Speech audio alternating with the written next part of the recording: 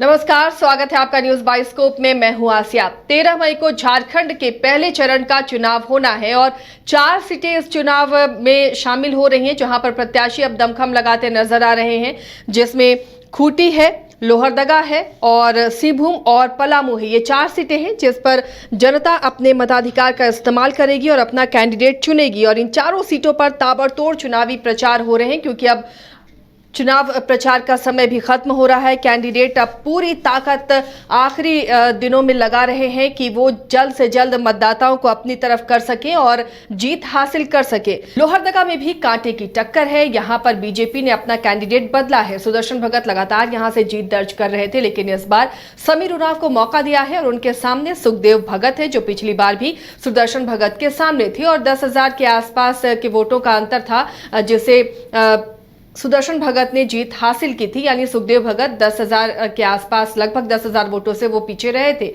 लेकिन इस बार बीजेपी ने कैंडिडेट बदल दिया है। तो क्या जो वो एंटी इनकम्बेंसी होती है किसी कैंडिडेट के लिए, वो तो दूर कर लिया बीजेपी ने। अब सुखदेव भगत जो पिछली बार भी थे, इस बार भी चुनावी मैदान में। लेकिन इस मुकाबले को, इस फाइट को और दिलचस्प कर रहे हैं चमरा लिंडा, जिन्होंने निर्दलीय ही यहाँ से नामांकन किया है और पार्टी के समझाने के बाद भी उन्होंने नामांकन वापस नहीं लिया और यहां से चुनावी ताल ठोक रहे हैं, जिसके बाद पार्टी ने उन्हें निलंबित भी किया है। अब देखना है कि यहां पर फाइट कितनी दिलचस्प हो रही है। रंजन जी, लोहरदगा की फाइट पर भी लगातार हम चर्चा करते रहे हैं कि चमरा लिंडा के आने से ये फाइट अब त्रिकोणीय होती हुई नजर आ रही है और वाकई त्रिकोणीय मुकाबला यहां पर देखने को मिल रहा है।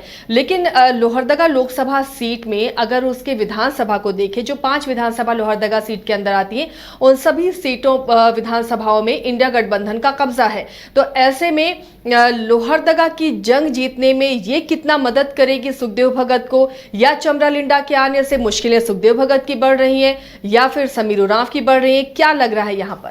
देखिए, यहाँ मुकाबला जो है वो त्रिकोणीय होता हुआ अब दिखने लगा है। और देखिए, चमरा लिंडा जब भी चुनाव लड़ते हैं तो वो मुकाबले को त्रिकोणीय बना ही देते हैं, क्योंकि चमरा लिंडा के साथ जो एक बात है कि उनका अपना एक वोट बेस है और वो वोट बेस जो है वो ऐसा है कि वो चमरा लिंडा के साथ ही है, वो किसी पार्टी के साथ जुड़ा हुआ नहीं है और इसका लाभ चमरा लिंडा को मिलता है। और ये बात चमरा लिंडा भी जानते हैं और यही वजह है कि पार्टी के नहीं चाहते हुए भी उन्होंने चुनाव लड़ने का फैसला लिया और जेएमएम के फैसले के विपरीत जो है वो लोहरदगा से ताल ठोक रहे हैं। और जो इतिहास कहता है, अगर आप उसे देखें, खास करके 2009 और 2014 की अगर हम बात करें, तो दोनों ही मौकों पर उन्होंने लोकसभा के चुनाव में 1 लाख से ज्यादा वोट लाए। 2009 में उन्होंने 1,36,000 वोट लाए थे, तो 2014 में जो है उन्हें 1,18,000 मत मिले।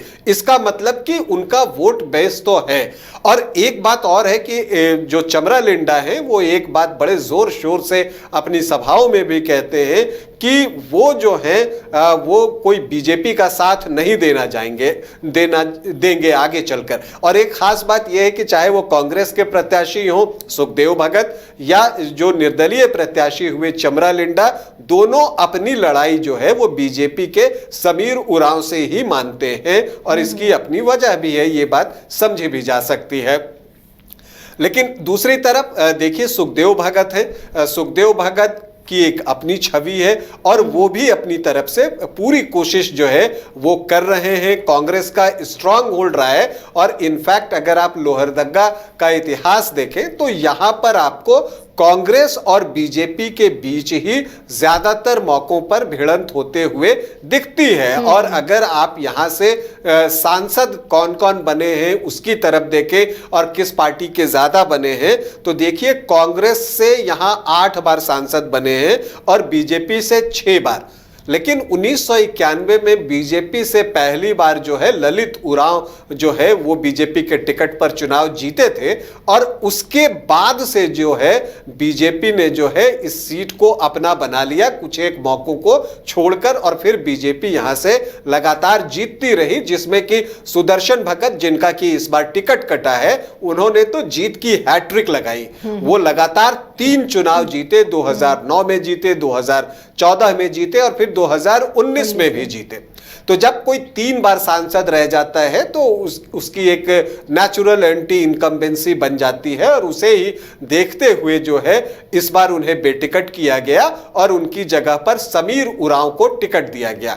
एक अच्छी बात बीजेपी के लिए यह है कि सुदर्शन भगत जो है वो समीर उरांव के लिए प्रचार करते हुए दिख रहे हैं। तो वो जो है एक डर रहता है कि जब किसी का टिकट कटता है तो हो सकता है वो आपको नुकसान पहुंचाए, तो कम से कम समीर उरांव को ये नुकसान उठाना नहीं पड़ रहा है। एक तरफ अगर आप देखें तो अगर हम बात करते हैं सुखदेव भगत की, कांग्रेस के कैंडिडेट की, तो जो पिछला विधानसभा का चुनाव हुआ था लोहरदगा में, तब वो बीजेपी के कैंडिडेट थे और रामेश्वर उरांव ने उन्हें पराजित किया था। तो ये एक बात जो है उन्हें थोड़ी परेशान करती है, और ये बात कहा जाता है कि हाँ वो एक बार बीजेपी के साथ भी रहे।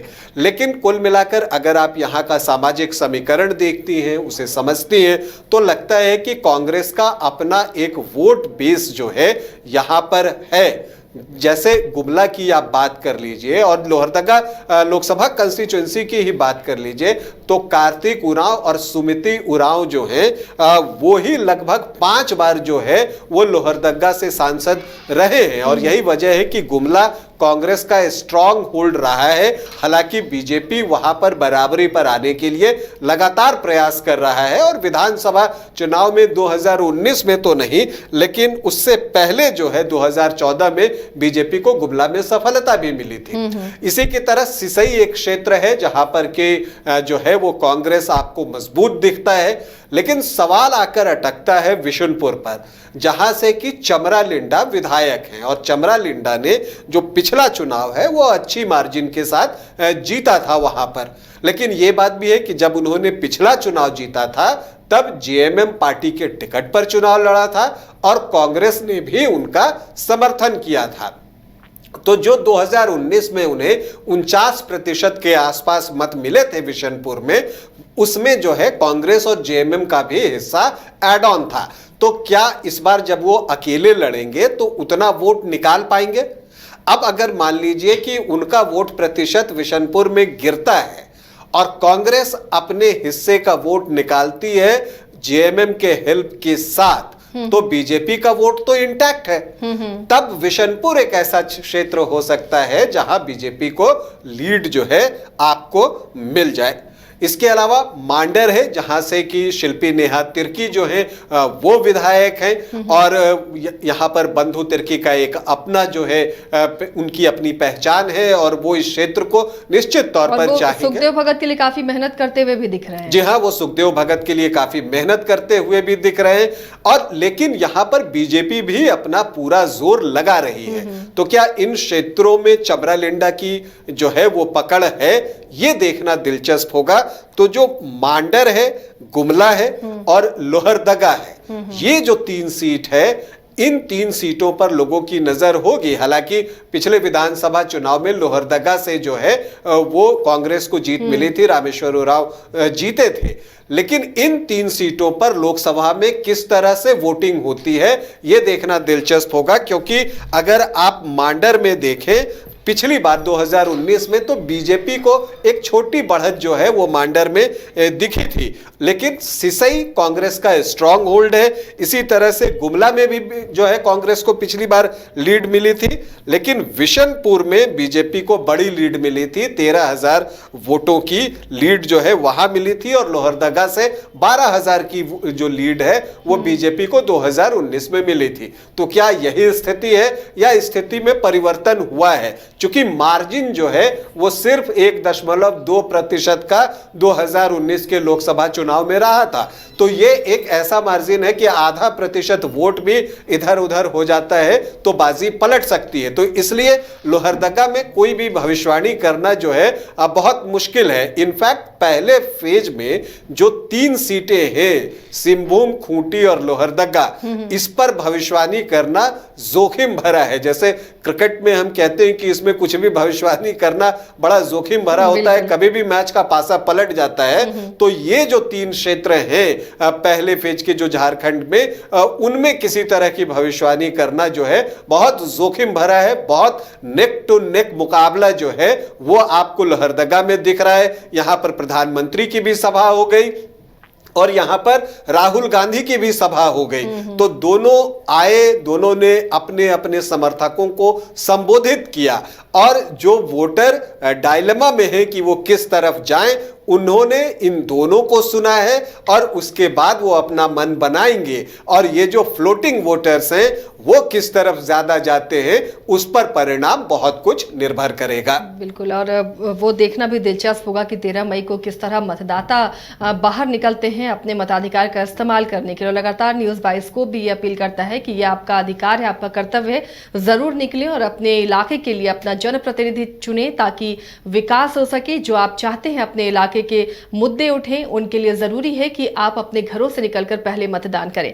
तो फिलहाल इस चर्चा में इतना ही, लेकिन इसी तरह आपको अपडेट देते रहेंगे हर सीटों की कि किस तरह वहां पर मुकाबला है। बने रहिए आप न्यूज़ बाइस्कोप के साथ।